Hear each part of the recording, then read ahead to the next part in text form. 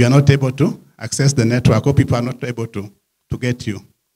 So in this case, in terms of communication, the aim of advertising will be to ensure that the risks which are associated with buying or consuming the products are managed so that the customers who are the purchasers or the consumers of the service, through the advertising, the service providers will be able to reduce the perceived risks.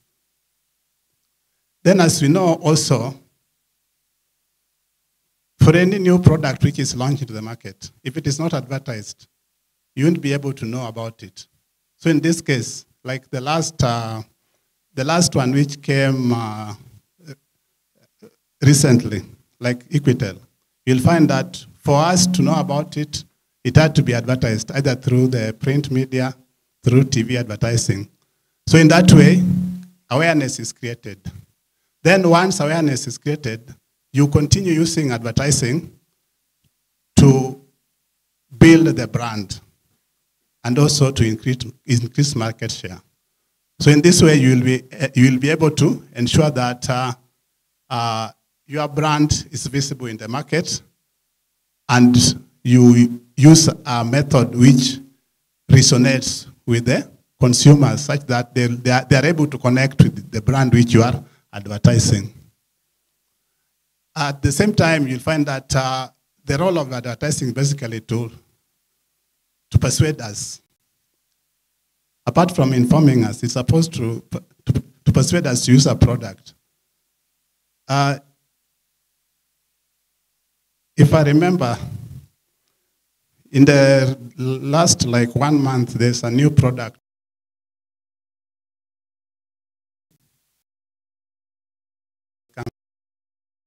So if you want to know how that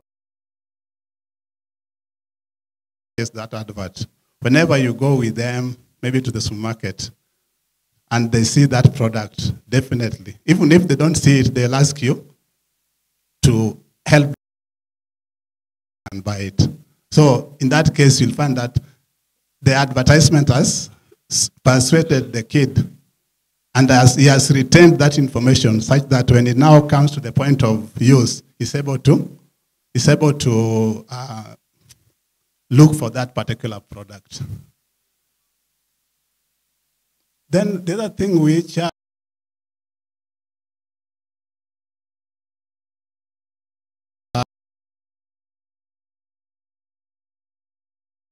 really influence brand preference. He says that some consumers hate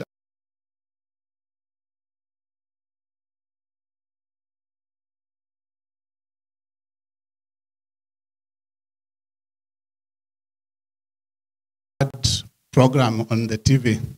Then just 5 minutes before they go back to me. So there are some people who say that advertising really does not influence brand preference. As I said, in Kenya, advertising is used to create awareness and also to increase market share.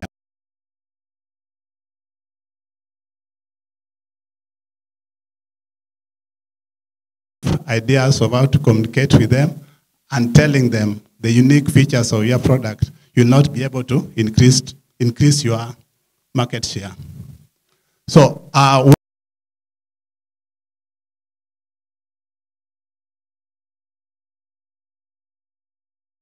advertising on consumer, the effect of advertising on consumer behavior for mobile phone services in Kenya, and also it remained unclear how advertising affected brand preference for these services.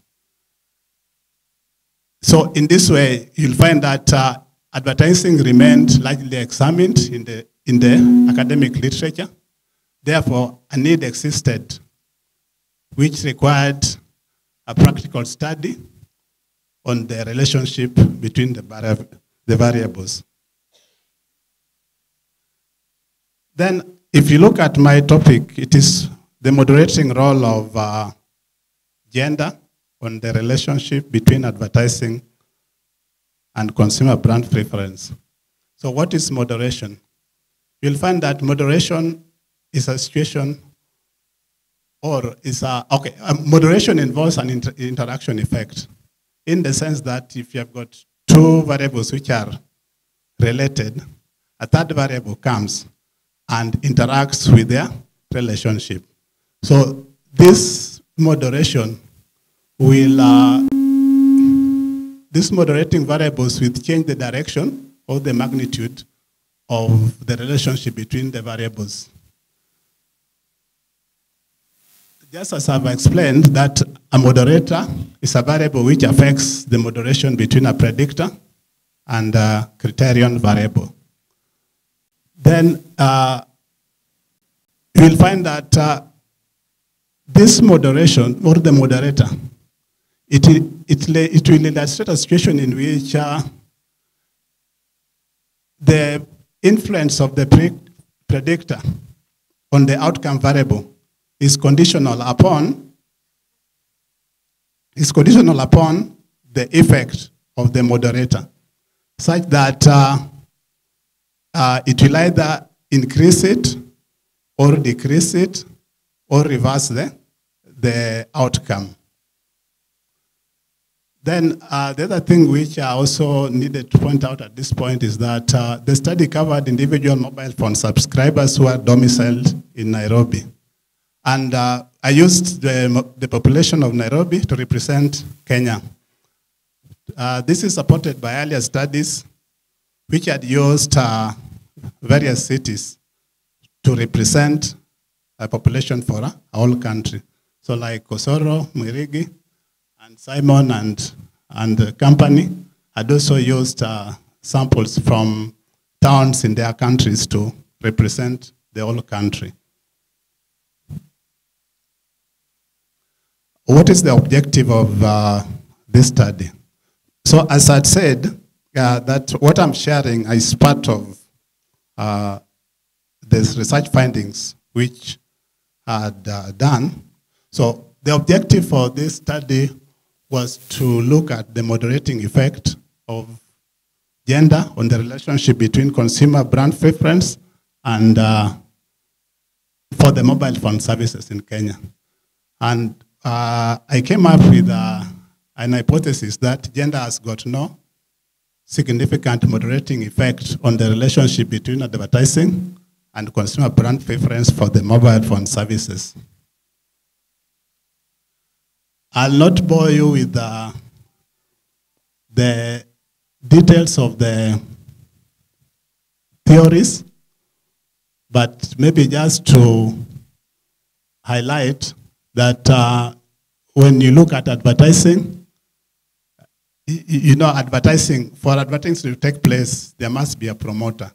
And usually it is an impersonal way of communication where one uses a medium to reach the audience, either through TV, print media, or like nowadays, we even have the ones through internet and any other means. Nowadays, even we get adverts of product which comes to us through SMSs from different service providers. So we have 4 main types of advertising. Then in terms of the theories, which I'll not go into the details, I've also highlighted them. So I'll provide a copy of this so that for somebody who may be interested in getting to know this into detail can go through.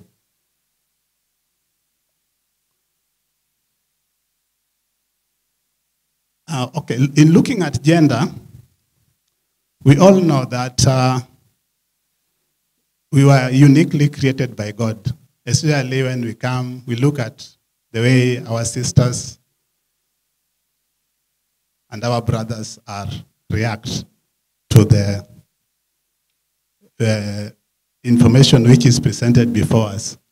So you'll find that in this situation, the way the females and males react to any marketing stimuli, you'll find that it will be dependent on one's gender. This is just a quick definition of brand preference. Because of time, I'll look at conceptual framework. So that was my conceptual framework, looking at advertising and consumer brand preference, and then gender as the moderator. The methodology was used cross-sectional survey design, and then data was collected through questionnaires. Then I used SPSS version 20 to analyze the data. Then to do the moderation of gender on advertising and consumer brand preference, I used the hierarchical moderated multiple regression, whose model is shown there. Then to carry out the process, I used the Edwards and Lambert's three-step approach. So in this process, what happens is that in the first step, the predictor and the dependent variable were regressed, and then I got the results.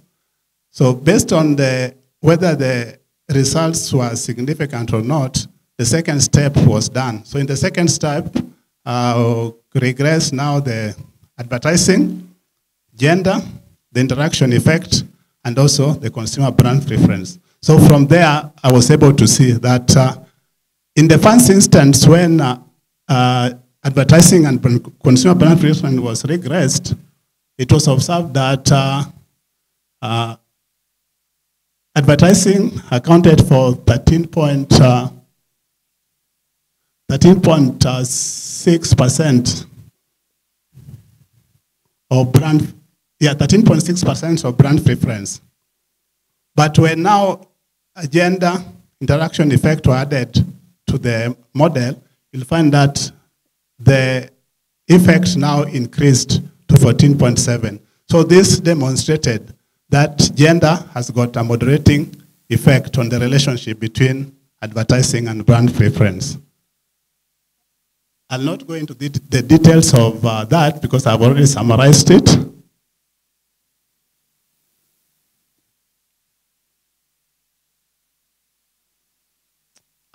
Now, once I got the result, I looked at the coefficient of the interaction term, and what I was observed is that it was significant. So being significant, I used what we call the Dawson graphical approach to do the interaction effect. So with this kind of analysis, it showed that the one of low gender is for females because it was, in terms of coding, it was coded 0. Then high gender is male, coded 1. So you'll find that when the consumers have got a low perception towards advertising for males, you'll find that their brand preference will be lower. But what is of importance here is that both genders reacted differently. You'll find that for females, there was a big jump from a lower level of perception towards advertising to a higher level of perception. So as opposed to men, where the increment was not as sharp as the one for the females. So this shows that for ladies, or for the female consumers, advertising has got more effect in them forming their attitude towards the service, mobile phone services which are being advertised.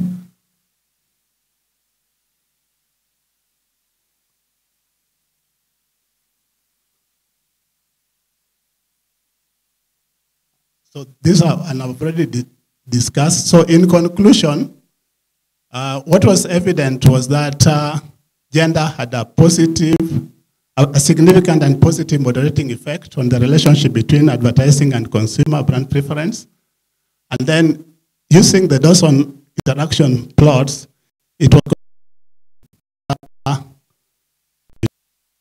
female subscribers were more influenced by the advertising as opposed to the male counterparts.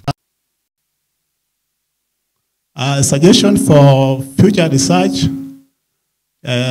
is that one could consider looking at the moderating role of other customer demographics, like maybe income, educational background, ethnicity, marital status. And also the other thing which maybe could be looked at, since this was done in Nairobi, if the same study could be replicated in other county, so that we see if it can give the same results. Recommendation.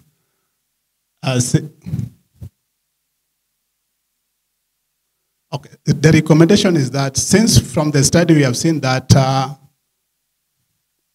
the way the different genders react to advertising is different, it would be important for the service providers to come up with innovative advertising messages which can resonate with the psyches of the consumers considering their gender.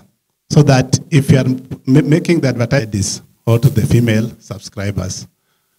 That is the end of my presentation. Thanks a lot.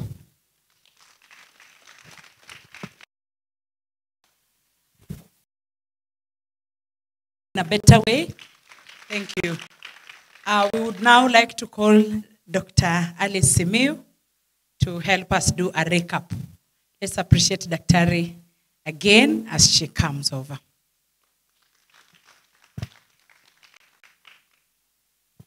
Thank you.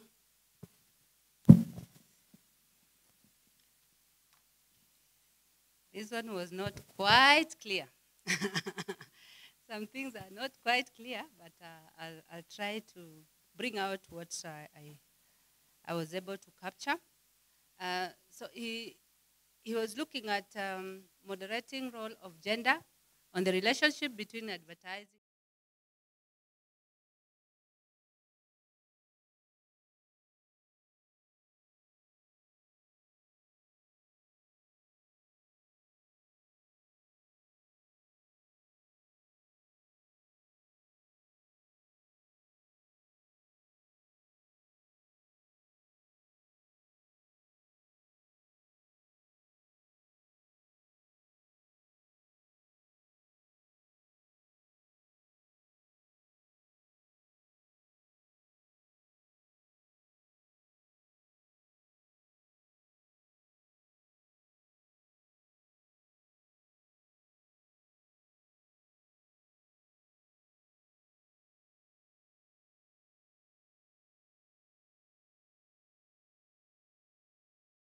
Mobile phone usage, and that is the voice. And then he looked at mobile phone service provision as being very, very competitive. So because there are 4 types of mobile phone service providers in Kenya, and this leads to very high competition. So how do they overcome this competition so that they can capture you and me and make us prefer their brand? And he said that this is possible through advertisement. And it's not just advertisement, but he was also emphasizing that the advertisements should be innovative so that the providers can win consumers or the mobile users. And he looked at advertisement as playing key roles.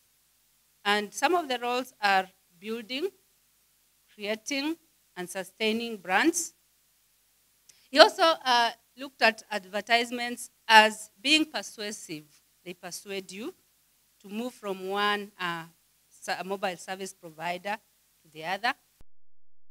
Advertisements also informs or inform you, also remind you, either as a potential or an existing customer, so that you make a decision to purchase a brand. And he also said that having looked at the advantages or the uses of advertisement, there are people who don't like them because you might be watching your soap and somebody wants to advertise Safaricom or Airtel. So whereas advertisements are good, but there are some customers who may not want them to interrupt what they are doing. He went further and said that advertisements also create awareness and they also increase market share. But having looked at or attempting to look at the relationship between mobile phone advertisement and consumer brand preference, he thought about bringing in the element of gender. Does it have any effect on these advertisements? That is why he's telling you that a moderator brings in a different way of interaction between independent variable and dependent variable. And looking at his, okay, maybe I'll go back a bit, but it's taking us a bit back. He tried to define advertisement as a non-personal way of communicating about an idea or a product. And then he brought out quite a number of types of advertisements or methods of advertising, and I captured one of them as consumer-oriented, among others. His methodology, he looked at cross-sectional survey, meaning that he was doing a descriptive study. So he wanted to focus on cross-sectional survey as a design. Then his target population was Nairobi residents. Then he used a questionnaire. That his analysis, apart from using descriptive statistics, think the mean, the median, and all that, he also used inferential, and he looked at both linear and multiple regression. And among the findings that he brought out is that advertisements affect 60% of consumer brand preference, but when gender is used, when he looked at gender, he looked at both males and females, and according to the study findings, is that females have higher perception for advertisements as compared to males. And in his conclusions, one of them, I just got one. He says that gender has a positive moderating effect, a positive significant moderating effect on advertising and consumer brand relationships. And he recommends that for mobile service providers to maybe capture the customers and increase their customer base and market share, they must tailor the advertisements to women and men because they have different tastes. That is what I can say about the presentation. Thank you. Thank you so much. At this particular juncture, we would like to welcome our final presenter, Margaret Waruguru from JECWAT. Let's appreciate her as she takes the floor. It is last but not least. Let us appreciate her well. Thank you. Good afternoon. How are you? From Jomo Kenyatta University in the Department of Business Administration. And I'm here to present to you a paper entitled Entrepreneurship Policy in Kenya. Is it a reality or is it a myth? Now,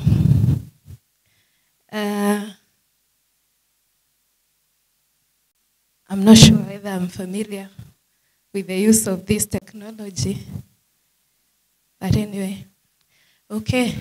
I want to, first of all, acknowledge that entrepreneurship is very critical in economic development of our nation, and this is well recognized in the country.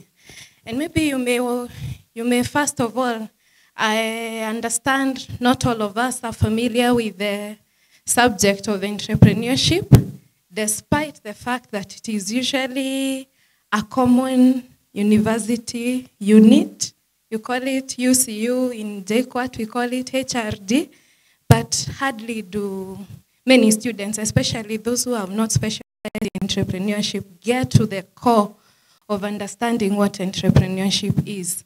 And I would just quickly define entrepreneurship as the willingness and the ability to an perception and of an enterprise with all the attendant risks when you're expecting profit as a reward.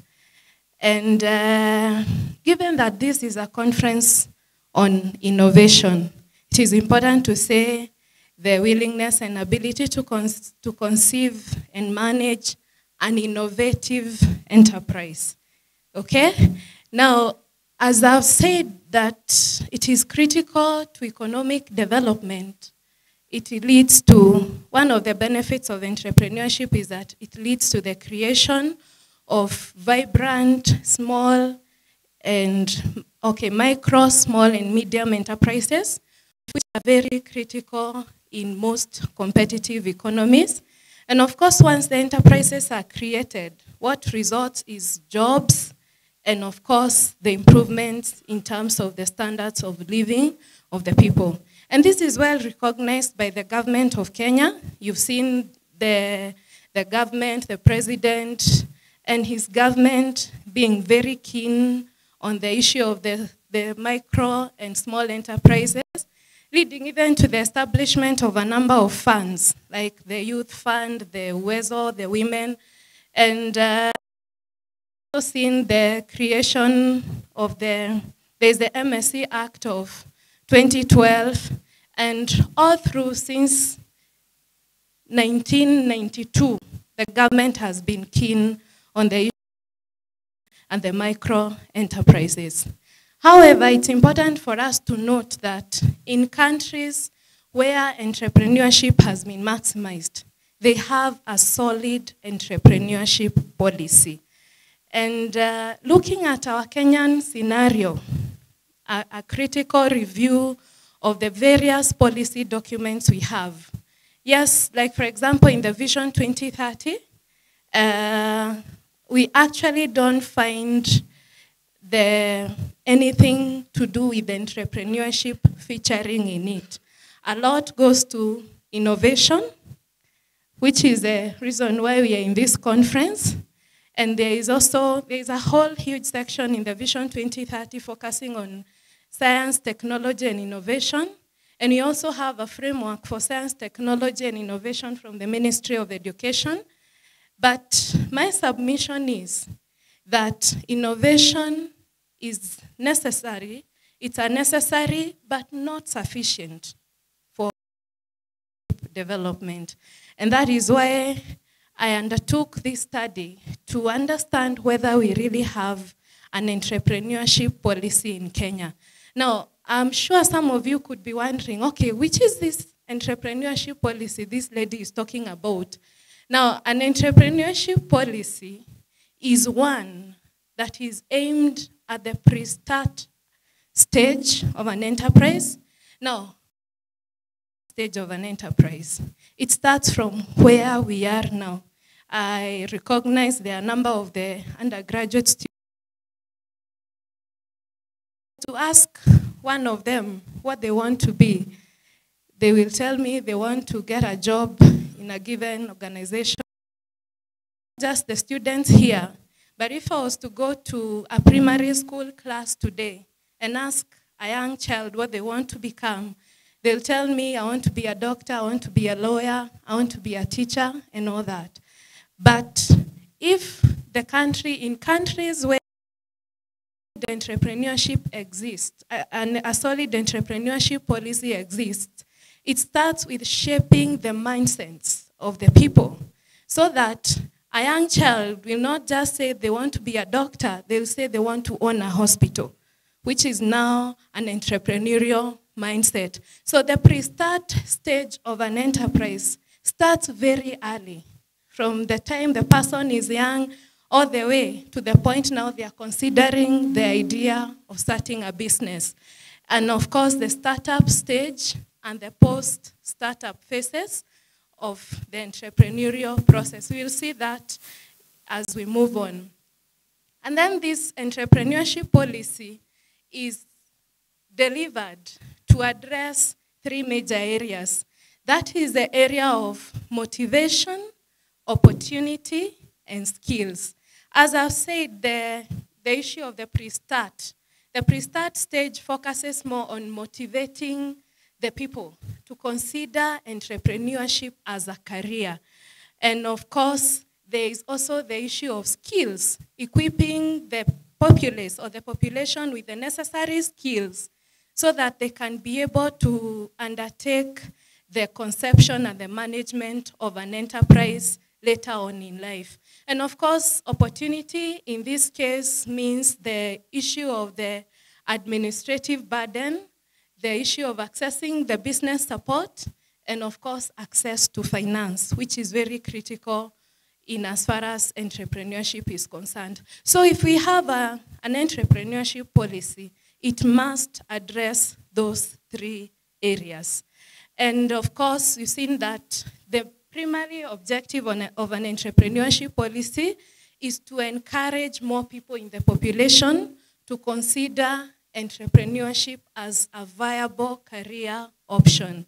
And of course, there is also the need to move from the nascent stage, the stage of thinking, hey, one day I'll start a business in this area, one day I'll do this, in future I would love to do this. Now that's a nascent stage. Now an entrepreneurship policy is supposed to help you move from just the stage of thinking about starting a business to being able now to start it. Now, the reason why I'm carrying out this research is based on the fact that a survey that was conducted in 2016 by actually the government of Kenya revealed that almost 400,000 micro and small and medium enterprises do not see their second birthday, meaning that they fail within maybe the first 1 or 2 years. And given that I've said earlier on that the government has been keen on the small and medium enterprises, why this kind of failure? Does it mean that then it is not addressing all the areas which I've mentioned, the motivation, opportunity, and skills? And that is the reason why I carried out this investigation. And of course, this is basically to establish whether we have an entrepreneurship policy in Kenya, and of course, looking at the three major areas. The literature I reviewed, for those who will be able to access my full paper, you'll be able to understand the difference between an entrepreneurship policy and an SME policy, because as I've said that an entrepreneurship policy focuses on the pre-start, the start, and the post-startup stages. An SME policy, as you can see this is borrowed from Professor Buisa, whom I believe was with you here yesterday. An SME policy addresses the issue after you have started the business. But an SME policy addresses the issue before and when an individual is starting a business, all the way up to around. An entrepreneurship policy is relevant up to 36 months, because now when you're getting to 42 months, we have already gone fully into the SME stage. So, and again, my study is heavily built on what I'm calling the MOS model, or the motivation, opportunity, skills model. by Stevenson and Landstrom, which guides us fully into what an entrepreneurship policy is supposed to entail. Now, my methodology was an exploratory case study research design, which is qualitative in nature, and it involved conducting interviews with some officials from the Ministry of Industry, Trade, and Cooperatives, which we formerly knew as the Ministry of Industry and Enterprise Development, and also with the Micro and Small Enterprise Authority, or what I'll keep referring to as MSEA. And of course, the primary data was collected through interviews, and the secondary data was collected through analyzing the contents of the various sessional papers we have, and also acts of parliament, to compare or to triangulate the findings from the interview and comparing them against what we have documented with us. And on to the findings, on the motivation component of entrepreneurship policy, it was sad to discover that we didn't have measures available to address the issue of motivation. And from my literature review, some of the measures which are supposed to address the motivation component are issues to do, first of all, with having an objective to promote entrepreneurship. Another thing is having high-profile awards, which are meant for entrepreneurs, and recognizing them, and having the media covering the entrepreneurship story. Today in Kenya, it's very hard for you to find in the headlines anything to do with entrepreneurship. Politics take up the center stage. And so if motivation of individuals to undertake entrepreneurship is supposed to happen, then we should have the media covering the entrepreneurship story, and also the high-profile awards.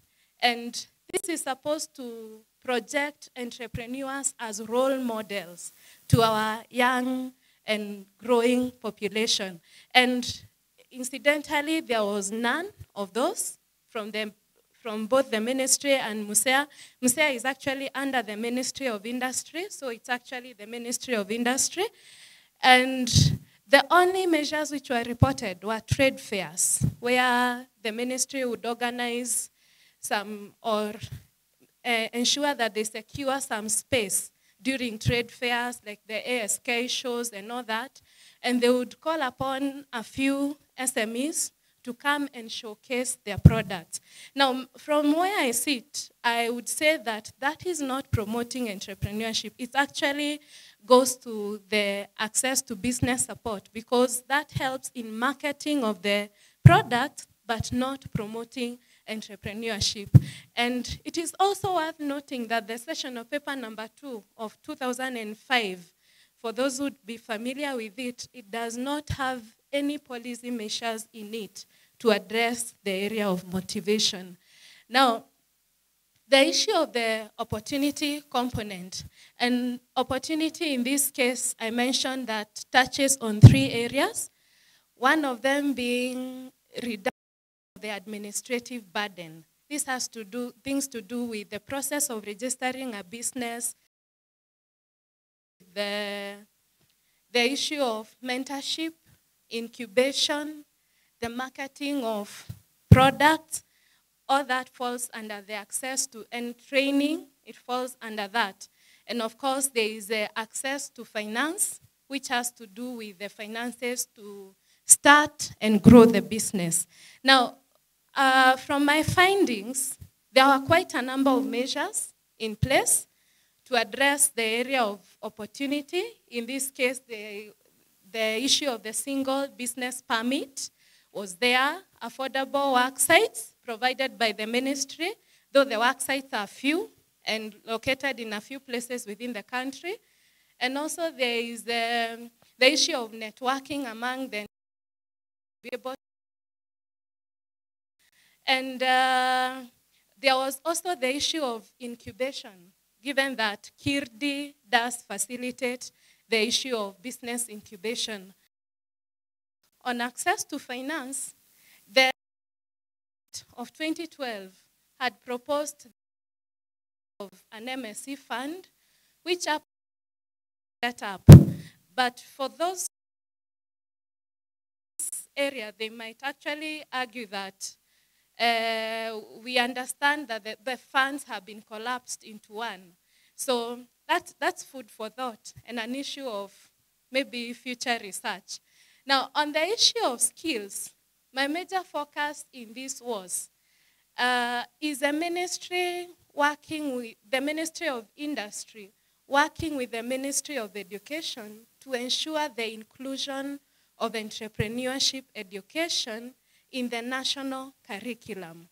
Because at the moment, we have entrepreneurship being offered in our institutions of higher learning, just as a unit. That's a match that has been happening for now some time, ever since the issue of entrepreneurship came into the country. But as I've said, for you to be able to address the area of motivation, we need to go back to the formative years of our young people so that they grow up knowing and considering business or entrepreneurship as a career option. And so from my findings, the ministry was not in any contact with the Ministry of Education to ensure the inclusion of entrepreneurship education in the national curriculum. The engagements they had was on delivering demand-driven courses, which is a good thing, but it needs to be scaled further into the inclusion of entrepreneurship education in our national curriculum. And there were also reports on the issue of business plan competitions, because this also facilitates the issue of skills. And the ministry had reported that business plan competitions do take place, organized by MUSEA, but an interview with the MUSEA officials, they confirmed that, yeah, they do take place, but theirs is they only facilitate in the identification of the participants, that the whole program is organized by DANIDA, which is a development agency from Denmark. Now, and the conclusion of my study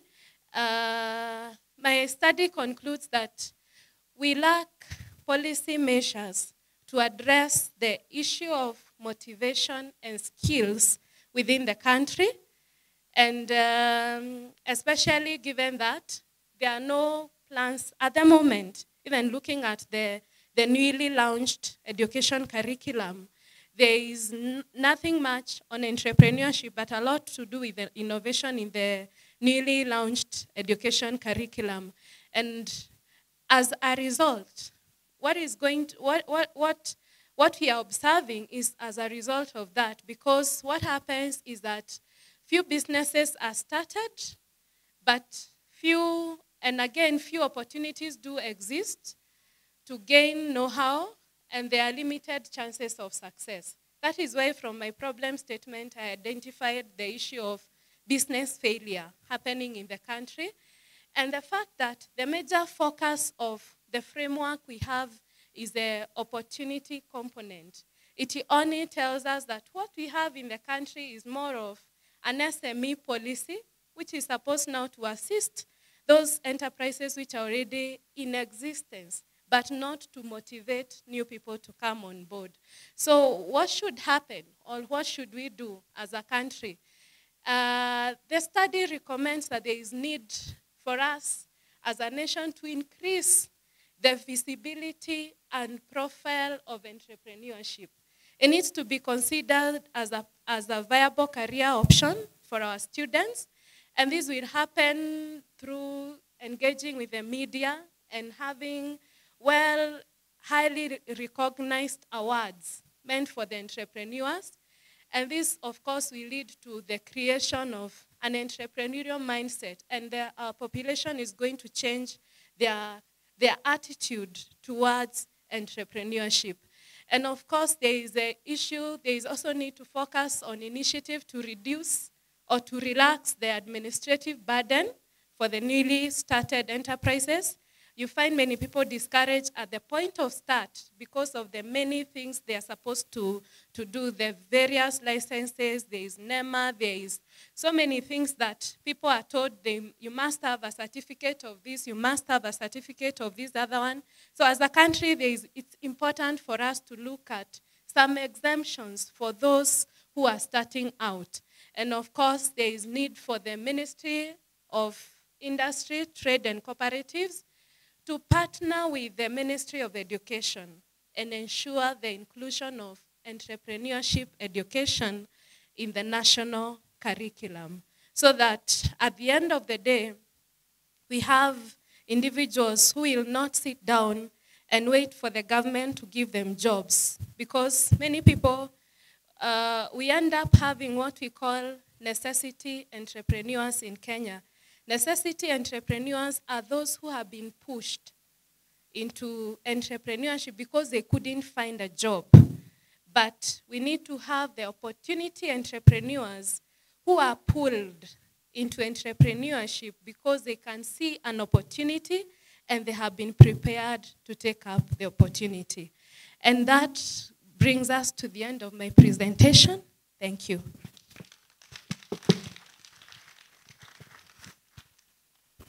Tumpigie makofi mazuri tena. Thank you very much. Now we would like to welcome Dr. Alice Simiyu to help us in recapping. Karibu sana daktari. She's winding up her points. Thank you. Karibu sana. Thank you.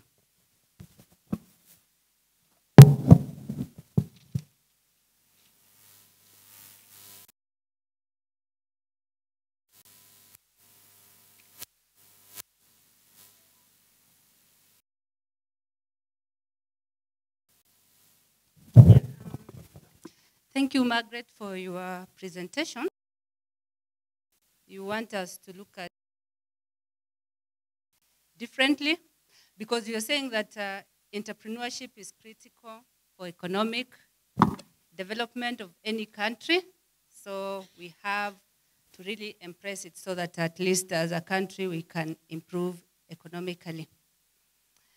She's also talking about entrepreneurship leading to creation of micro, small enterprises. And as a country, we need to create an environment where people will be willing and they should also have the ability to conceive and manage enterprises. But she's looking at our government being keen on promoting small and medium enterprises.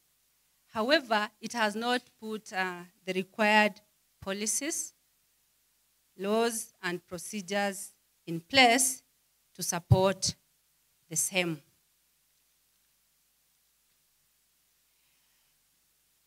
She's in her study or in her literature review, she's saying innovation is necessary, but it is not sufficient. And at that juncture, she questions what is entrepreneurship policy.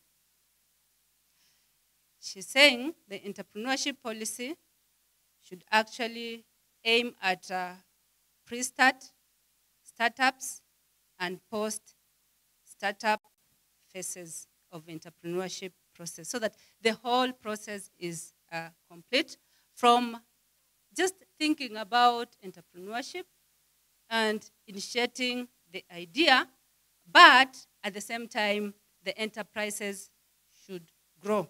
We don't have to start and then we stop somewhere. Then the main focus of the policy should be in terms of motivation, opportunity. But in terms of opportunity, she's looking at finances. Do we have finances to even think about starting the enterprises? And then do we have the enabling environment in terms of the regulations, rules, and procedures. The other issue that the policy should address is in terms of skills. So that the policy should encourage more people to look at entrepreneurship as a career. And I think this is a challenge to everybody because you can be an entrepreneur at any age. We are not targeting any age. So the policy should actually enable people to start businesses. Think first and then start the businesses, because the policy should bring out enabling environment in terms of guidelines on how do we start the business, the issue is how do we think about the business, how do we start, and how do they grow. So the policy should focus on addressing issues before starting the business, being in the business, and actually growing the business. Her study focused on the following methodology. She was doing an exploratory study. That is, she's venturing in this area for the first time. And her research design was a case study. And she concentrated on the Ministry of Industry, Trade, and Cooperatives, specifically the Directorate of Enterprise Development.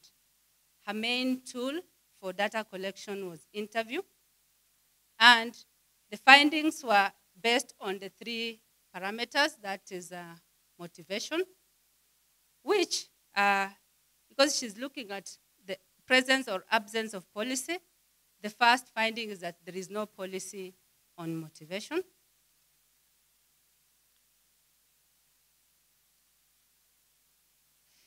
Again, she's also looking at missing the policy objectives on how to promote entrepreneurship.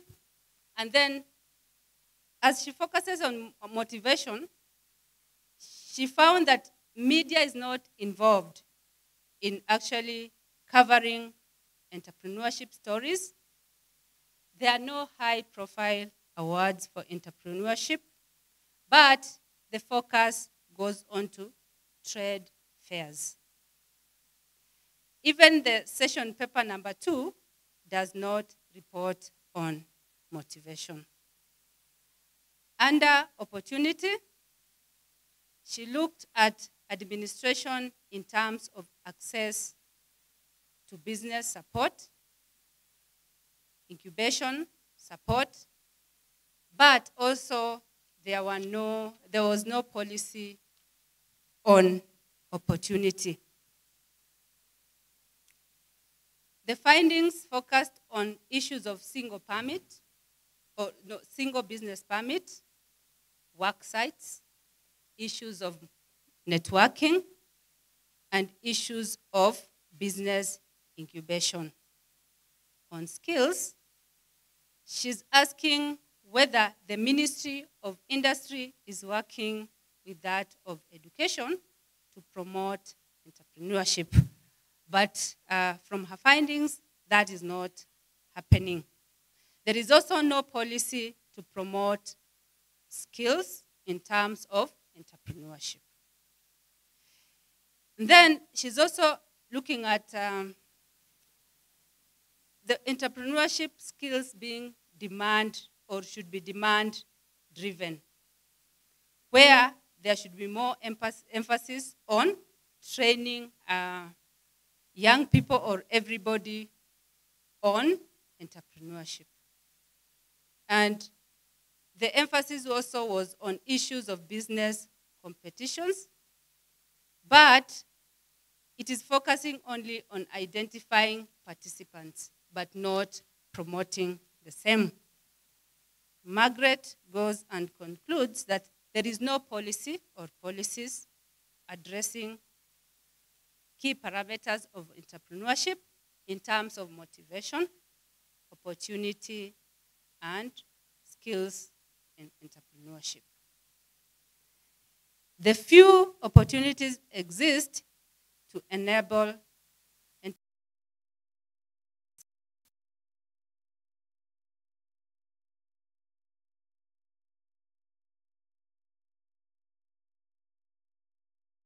there is need to increase visibility and profiling of entrepreneurship to enable people to change their attitude towards the same.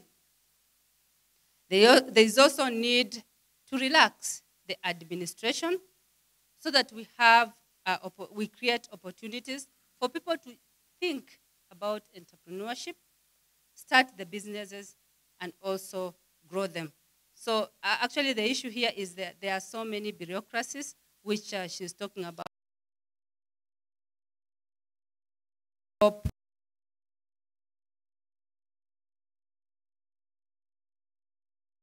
Industrialization should partner with that of education so that they can train people on entrepreneurship at all ages. It doesn't have to be those ones in school.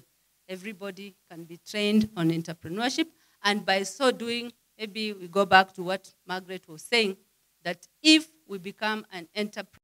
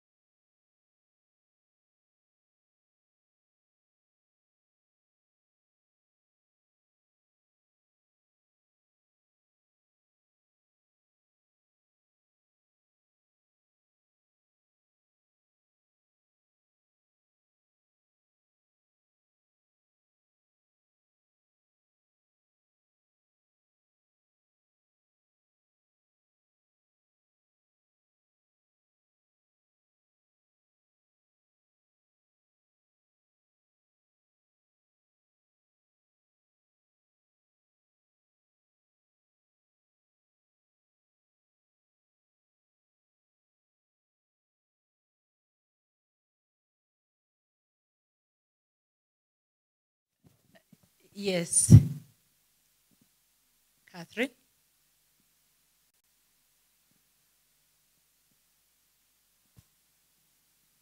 Let's be patient a little. We are winding up. Okay. Thank you, Daktari. So maybe on the issue of how IoT can be used, maybe to solve the problems of flowing dams and the like. I talked about application of IoT on water, and maybe we can use these, we can have water level sensors and different equipment deployed on these water catchment areas. And of course, these water sensors can be able to establish water levels in these catchment areas, and maybe this information can be communicated to a central server deployed for effective water management, and maybe alert the likelihood of a disaster occurring. Because I believe these water level sensors can be communicating this information on water levels, and once this information is relayed in good time, of course, appropriate action can be taken. Thank you. Any other question before she sits down? Although we know that she should not stand for too long. My question goes to the presenter of IoT. Currently you follow the discussions internationally. There is an issue to do with the social context of IoT and artificial intelligence together, in terms of, especially on the side of terrorists and war. There's quite a lot of discussion going on actually what do we do to really stop some of these inventions that are coming up for terrorists and in terms of war. So maybe to the presenter you can comment your take in terms of those discussions. are they really fair, or they really, they reducing, the invention? Because your topic is about IoT being a catalyst to innovation. So what is your take on those kind of discussion? Are they really trying to derail the inventions that are taking place in that field, or what? Then you can also comment on, I think IoT, AI, and big data goes together. They are one thing. They interrelate with one another. You can also comment on just the cyber crime bill that was signed on the Kenyan context. Is it really denying the government and the Kenyans as a whole the opportunity to use the big data technology and IoT put together to really make decisions for the future? Thank you. So maybe I start on the first question on terrorism. I believe information is power, and of course, once this information is gathered, it can help us in making informed decisions. So maybe I did not get the question really properly, but I think these discussions that are going on are very, very relevant, because in as much as all this can be used to fight terrorists, of course, regulatory measures need to be put in place, because if this information is not used properly, of course, it can get to the wrong hands. On the other question on cyber terrorism, if I'm not wrong, that was that? Or cyber crime. So you've talked about all these combination of technologies, the big data, IoT. I tend to believe they are very, very important, because just as I've said when I was answering the first question, we need information to make informed decision. So I believe all these technologies are contributing, but the point is they need to be regulated. Their use need to be regulated, and that is why I was talking about it being a challenge. Thank you. Anybody else?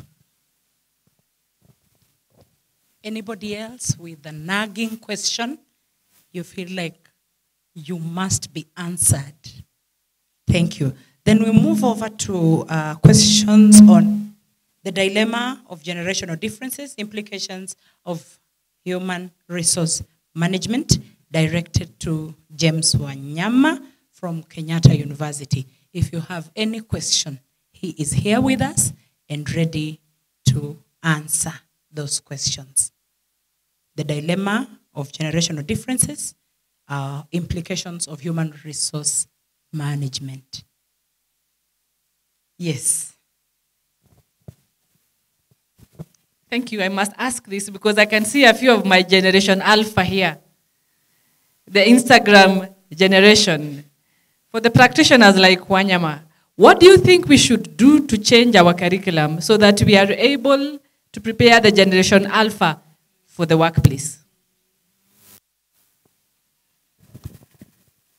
As Wanyama is noting down, just in case there's any other, so that he handles all at a go. Thank you.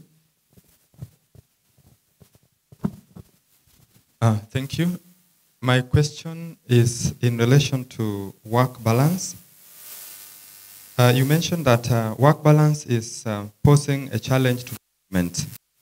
How is it possible that management would incorporate all these generations and bring them to a point whereby work-life balance is embraced by everyone in the organization, including the baby boomers and the rest coming down? Organizations manage and ensure they don't go beyond this law and apply it in the right way. Thank you. Thank you. Any other question? The third one? Any other question? All right, then we will allow Mr. Wanyama to handle the two. Okay, thank you. I will start by the first question, which was on the curriculum. Reviewed to capture all these. Now, it's a challenge that we are pushing to the stakeholders, because what has happened is even universities like where we are today, we expect that our curricula tends to uphold or tend to capture all these differences, but you find that the methodology or the approaches that our lecturers use maybe tend to create or they create an image that maybe they're still handling the programs from that traditional point of view. So it's upon the universities and the stakeholders to also be responsive. So we are looking at universities coming up with innovative ways of making sure that, because we have a wider number of people that are in the generation alpha, how do we ensure that this generation alpha become more productive? So it's a challenge to the stakeholders of universities and other institutions to be able to develop curricula that embraces these changes. Then 2, on work-life balance. My friend was asking how can we create that work-life balance without affecting maybe the operations of the organization. Remember, the generations are vast, and therefore, you may not satisfy everyone. But my suggestion, or what I tend to suggest in my study is, are we able to strike a balance so that we don't appear to be leaning towards one generation at the expense of the other? There's a matrix that I would share from my work that I have, which is talking about assuming that you are a baby boomer manager and you are dealing with a generation X, or you are dealing with a millennial, then how do you strike a balance between that? So that is what will enable us to understand more. So it's all about trying to strike a balance so that we don't appear to be leaning towards one generation vis-a-vis the others. Then you talked about how we can be able to leverage maybe the social media in organizations. Now, you realize today, and there's an example that I've had even in my organization, where we are recruiting a marketing officer. But we had a marketing officer from the Generation Y.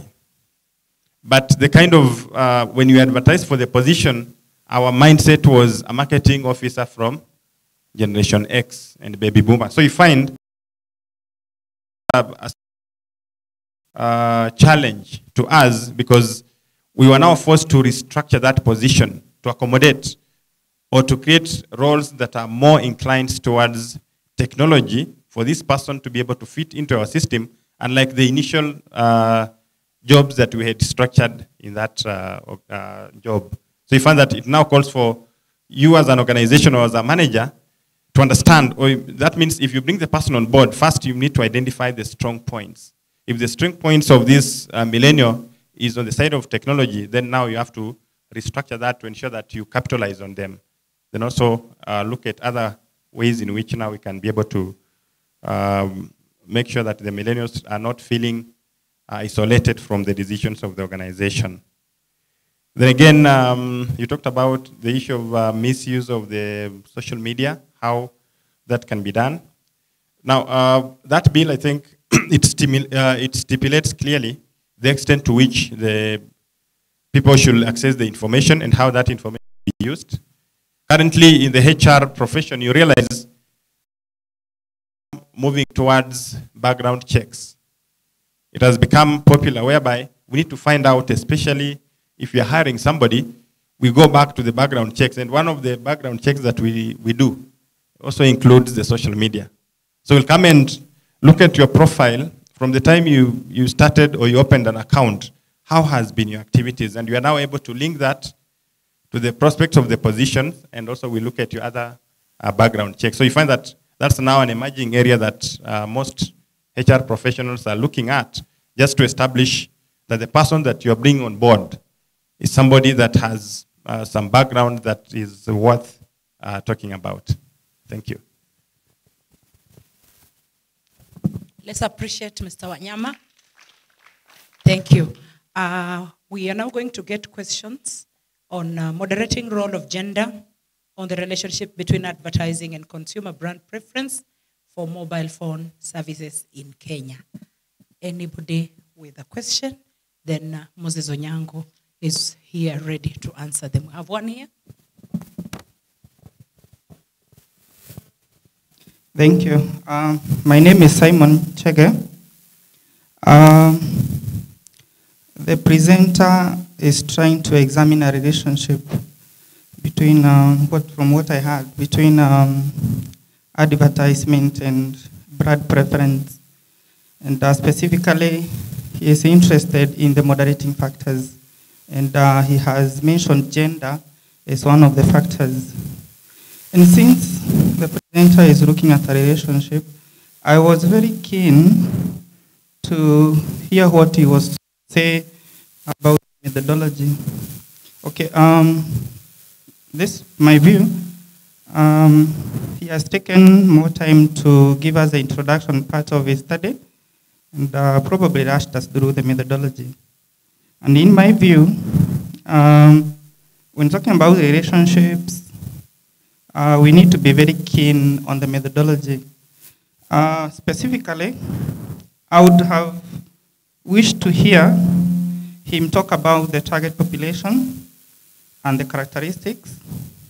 Two, the sample design, specifically the sample procedures, and maybe the reasons as to why he adopts such procedures. For example, I would have wished to hear him address the procedures he adopted to include the specific elements in his sample.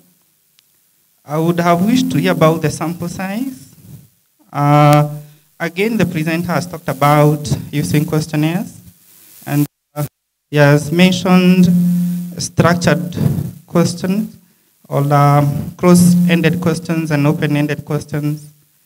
And from his approach, from what I've seen, he has purely adopted a qualitative approach, where he has basically given us figures.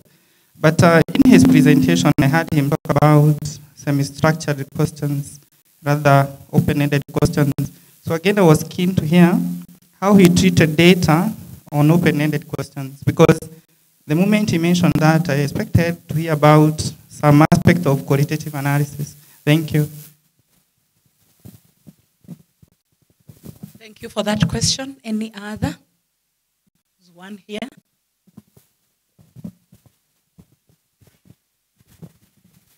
To me, Mr. Onyango, I was listening to you, and I was keen on the two-way interaction on the graph. You said that the female are doing better in terms of the advertisement, but as I was listening to a research that was being submitted in French FM, channeled through 1FM, they were saying that the advertisement in Kenya is almost 60% men are taking